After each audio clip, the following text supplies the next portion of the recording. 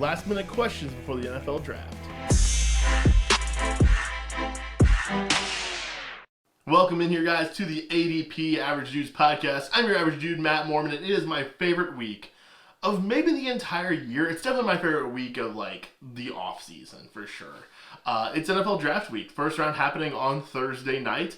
And as we kind of get ramped up, final excitement before it here, I just have a few big questions that I would be keeping my eye out for this upcoming weekend.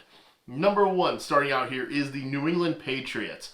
What will the Patriots do, and who will they ruin with the third overall pick?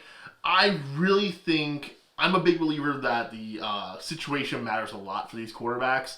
There's only so much these prospects can be coming into the situation. They need to come into good ecosystems. They need to come into good offenses that are going to nurture and let these players grow. New England just doesn't feel like it's that point, much like it wasn't that point for Mac Jones. I think Mac Jones, there's a good quarterback in there, and he was just kind of ruined by the situation there in New England, and I'm afraid it's going to happen again. I'm going to much prefer the guys who go to Washington, who go to Minnesota, of course Caleb Williams going to Chicago. Even if it's like Vegas that trades up, I would like that player more than I would like whoever ends up in New England, I think. So that's really my question here. It's almost less of a question of who goes at 2, although that's going to determine who comes into 3. So personally, as kind of a Jaden Daniels guy, I'm really hoping it is Jaden Daniels who goes number 2 to Washington. I do think he would have some value and some hope going into New England because of his legs. I think he can kind of fake his way through it there, but I don't think he would have huge success. I think we'd be looking at Justin Fields type of timeline for him, which is kind of an unfortunate burden to put on a kid right as he's being drafted, right? But that's I'm very concerned about any quarterback that ends up there with the Patriots. I much prefer the guys going to Washington. So the first big trade of the night, I think pretty much everyone's kind of got penciled in as being at number 5 with the Chargers. So who is going to make that move and make that leap up to number 5 and take that pick from the Chargers? And what will they do with it? A double barrel question here for number 2. Who will come up and take that pick, and what will they do with it? Will they take a wide receiver, or will they take a quarterback?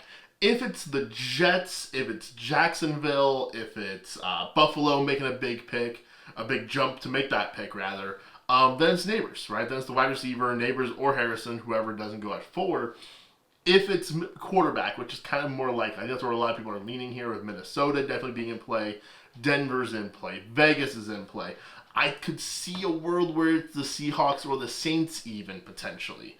That would then be the quarterback, right? So that's kind of the big question here. Is that pick at 5, who do they come up and take? Who is it that comes up and takes them? And then, honestly, I'm almost assuming that whoever is left of that big 6 would probably just go to New York at 6. They would kind of get the pick made for them. I could see them going quarterback. I can see them going receiver. Kind of depends on who the players on the board are at that point. But yeah, I think if it's a wide receiver, I think maybe you see the Giants take JJ. Maybe they still go wide receiver. I think they would probably still go wide receiver, actually.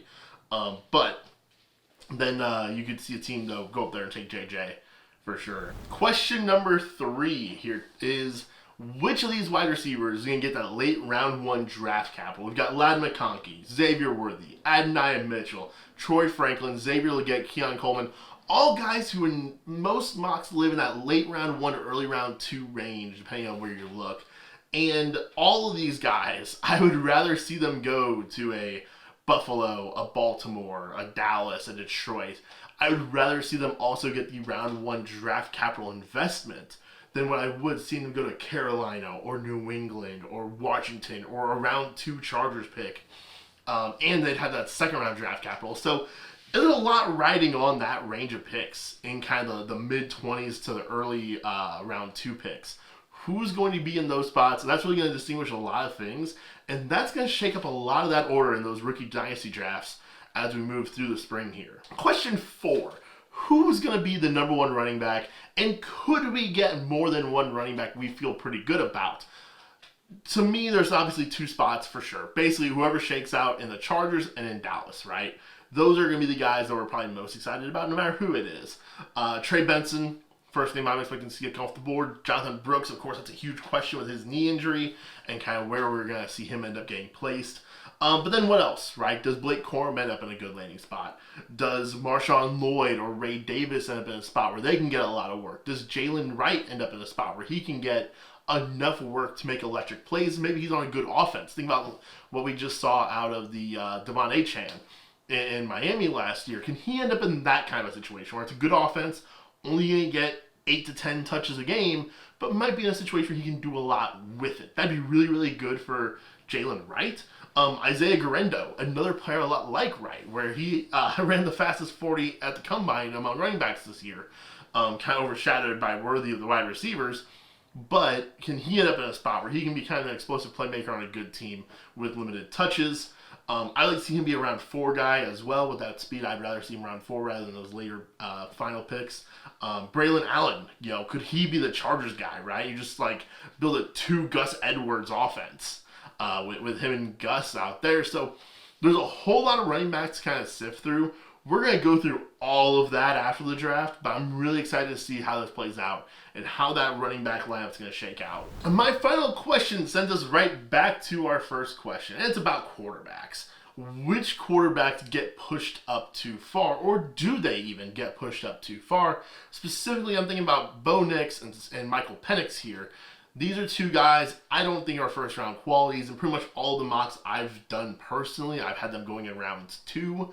I don't think they're worth a first round pick, but we know how quarterback works. A lot of times these guys get pushed up a little bit. But at the same time, we've seen guys like a Mason Rudolph, a Will Levis, guys who we thought could get pushed up into late round 1, actually end up falling still in round 2. So it could still happen in that regard, and if it does, obviously that's going to instill a lot less confidence in those 2 guys. I personally think they will. I think they're going to be round 2 guys. I don't think the NFL is going to take the bait with either one of them. I think they're just not exciting enough prospects, I think is maybe the way to put it for both of these 2 guys, for them to be round 1 picks. I'm also looking at Spencer Rattler. Can he push up into round 2? That would be huge for him as a QB of the future option for a team. If he's in round 3, it's much more murky. Round 4 or later, I'm totally out. He won't be on any of my rosters. But with Spencer Rattler, it's a prospect I like a lot. If he can land with the Rams at 52 or the Dallas second round pick, maybe he can be their QB of the future option. And I would be a little bit more excited about Rattler in that regard as well. But of course, Penix and Nix, those 2 are the guys who are aiming for round 1 capital. And I don't personally think we'll see it, but maybe we will. But I'm more expecting them to be round 2 players. So those are my final questions as we head into the NFL draft here in just a couple of days. What are some of the things you've been thinking about? What are some of your questions going into this final push into the draft that you are expecting to see answers for? Put them in the comments down below, and be sure to hit that subscribe button. We will see you guys all throughout draft weekend. I've got a live stream planned. I've got videos planned. I've got a couple friends that we're going to talk to about their thoughts on the draft. So we're going to have all sorts of draft coverage here coming up. So keep it locked right here to the ADP, and we will see you all weekend long.